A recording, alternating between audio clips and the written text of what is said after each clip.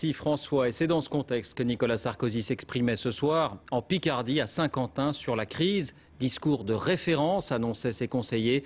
Le chef de l'État maintient le cap, mais il n'exclut pas d'autres mesures si la situation devait se dégrader. Alexandre Cara, Vincent Barral. Saint-Quentin dans le Nord, sous haute surveillance. Des centaines de policiers et de gendarmes quadrillent la ville. Objectif, éviter tout débordement pour la visite du chef de l'État. Et ils sont à peine plus d'une centaine à avoir bravé ce dispositif. Assez loin de la salle des fêtes pour que leurs slogans ne parviennent pas aux oreilles présidentielles. En revanche, les 3000 sympathisants UMP, eux, applaudissent à tout rompre.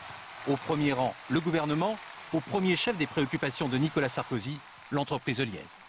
J'ai demandé que le fonds stratégique d'investissement soit prêt d'ailleurs à investir 10 millions d'euros dans Liège pour peu qu'il y ait un projet industriel, car je n'utiliserai pas l'argent du contribuable s'il n'y a pas un projet industriel, pour peu qu'on trouve des partenaires et pour peu que le propriétaire soit prêt à mettre de l'argent de sa poche.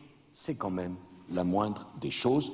Nicolas Sarkozy égrène l'ensemble des mesures engagées, en quelque sorte une explication de texte de l'action gouvernementale.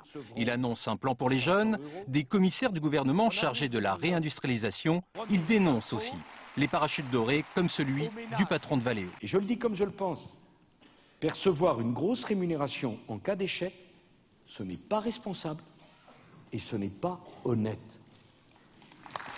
Distribuer des bonus dans une entreprise qui met en œuvre un plan social ou qui reçoit des aides de l'État, ce n'est pas responsable et ce n'est pas honnête. Qu'un dirigeant qui a mis son entreprise en difficulté puisse partir avec un parachute doré en récompense des difficultés qu'il a créées, ce n'est pas responsable et ce n'est pas honnête. Si les partenaires sociaux ne se mettent pas d'accord à l'automne, alors le gouvernement proposera de légiférer. Mais surtout, le président affiche sa détermination. Mais mon devoir, c'est d'être dans le bon tempo. Pas dans le tempo du dernier sondage, pas dans le tempo de la dernière manifestation, pas dans le tempo de la dernière agitation, pas dans le tempo du dernier commentaire. Dans le tempo de l'intérêt général français. Nicolas Sarkozy annonce enfin qu'il rencontrera les partenaires sociaux avant l'été pour évaluer avec eux les mesures du plan de relance.